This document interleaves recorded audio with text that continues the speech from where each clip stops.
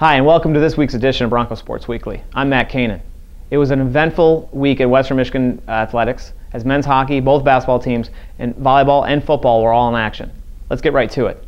The week opened with Western Michigan's 12th-ranked hockey team taking on 2nd-ranked Notre Dame at Lawson Ice Arena.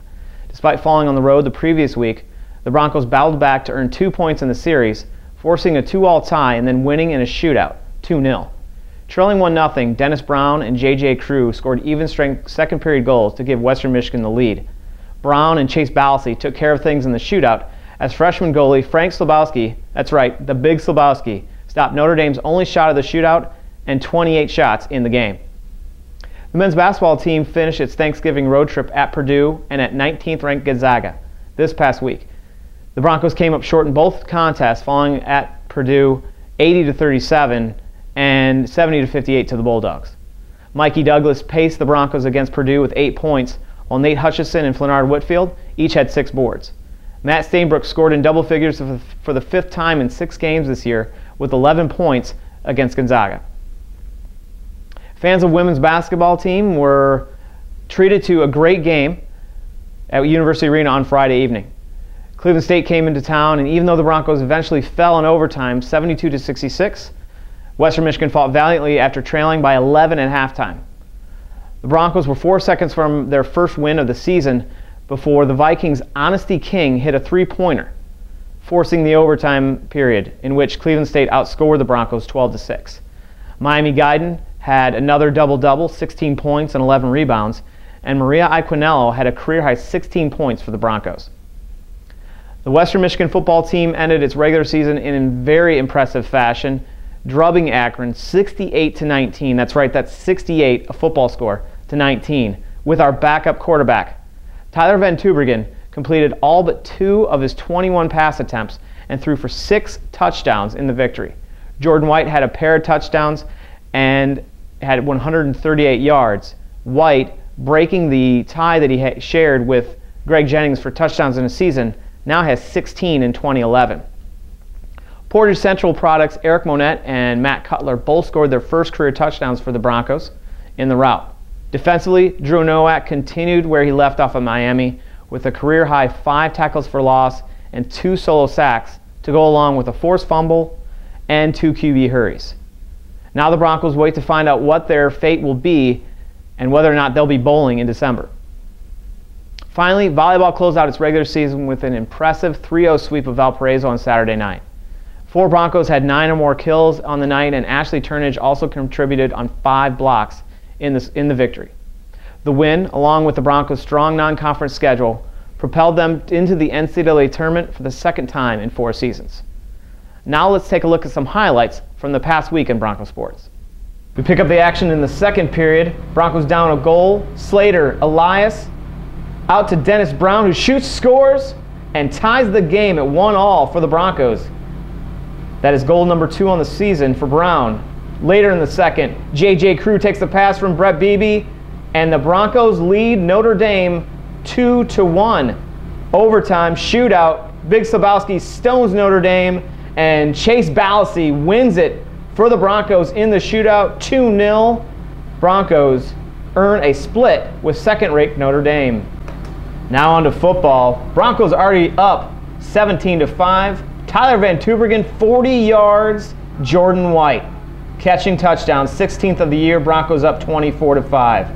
Defensively, Broncos were all over everything. Woody LeGrier strips it. Trevor Ishmael, one of 3 fumble recoveries on the day. Back to the offense.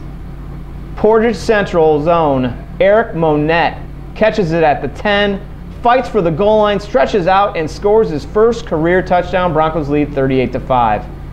Mike Parrish sighting. He scores his first career touchdown. Western Michigan up 66-5, win 68-19. We move ahead to women's basketball against Cleveland State. Vikings work it down to the post, but Rachel Adeline is there for one of her 2 blocks on the day. Later in the game, Maria Iaquinello at the top of the key gets it to Miami Guyton. She works around in the post for a layup and 1. Guyton goes for 16. Later in the game, Corey Buchanan with the steal works it up the court and kicks out to Julia Henson for 3, 1 of 2 on the day for Henson. Another steal for the Broncos. This time it's Maria Iquinello. She takes it all the way for the lay-in, a career-high 16 for Iquinello. Later in the game, Buchanan works it up court to Jasmine Wyndham. Around, takes the 3, no good. Rebound Miami Guyton. She finds Corey Buchanan to the top of the key. And who is it? It's Robin Guyton for the layup. Unfortunately, Broncos lose in overtime, 72-66. We move to volleyball action against Valparaiso. Ashley Turnage, Claire Gerwig go up for the block. Tara Norris sends it right back to Gerwig, who has to go up twice to get one of her 8 kills on the night for the Broncos. Later in the match, Ashley Turnage will go up solo for the block, one of 5 blocks she contributed on during the evening. Later, Tara Norris over to Allie Gosen to the back line. Kill for the Broncos. In the 3rd set, Broncos up 2-0. Ashley Turnage doing it with the kill. Finally, a back set to Jess Brown for 1 of 10 kills. Broncos sweep Valpo 3-0. All right, we're here for Bronco Sports Weekly with head coach of the volleyball team, Colleen Munson. Coach, congratulations on the volleyball team making the 2011 NCAA Tournament. It's a big step for Bronco athletics and Bronco volleyball, but for the MAC as well. 4 teams earned bids. What does that say about the quality of play in the conference? Obviously, we've taken a step up this year, and the coaches, as a body, made the decision to schedule tougher and to schedule smart. And of course, we took care of business. Scheduling is only one thing that you put it on paper, but the girls on the court and the staff has to prepare the girls to execute and get the wins and the times we should be winning matches. We also challenged ourselves in matches to play opponents that, quote unquote, are more, a little bit at a higher level than we are. And we challenge ourselves, and more times than not, we beat those teams. So taking that chance, taking that risk, allowing the girls to grow on the court, and then just a testament to the young women in our division as far as the West Division in the MAC and the MAC overall, just really allowing us to grow as a league and getting the 4 bids that we got. Washington is in the Pac-12. Pac-12 has 7 teams in the tournament this year. I don't know how much time you've had to look at tape of them, or if you've had any time at all. What do you know about their style of play? We don't have video yet, and typically we do video exchange, so we're working on that today. We know that they're a big physical team. The Pac-10 themselves are physical athletes, and so our styles are going to be very different. We're a little bit faster team. We have a little bit smaller athletes.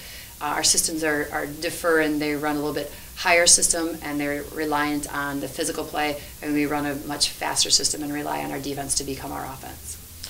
Seeing as you haven't had a chance to look at them specifically, are there any matches from earlier in the season you may be able to call on and say, okay, look at this. This is how this is going to affect us? Absolutely. That's how it works. Our staff's working on tape exchange right now, and you basically you exchange videos. They watch us, we watch them, and then you establish yourselves and try to strategize and key up on matchups that we can potentially take advantage of.